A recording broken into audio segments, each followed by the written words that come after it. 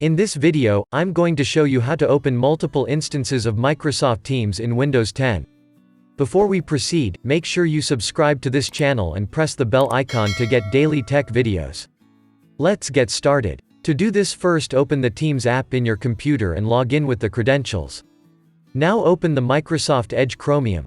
Head to the teams.microsoft.com and log in with your credentials. Now click on this three-dot menu and select the apps. After the select, install this site as an app. Now rename the app and install this site as an app. The app will be launched automatically, which you can easily pin it to your taskbar and use the app together with the default Teams app. That's it guys, this is how you open multiple instances of Microsoft Teams in Windows 10. If you like this video, give it a thumbs up and remember to subscribe. I love free software TV for more videos like this.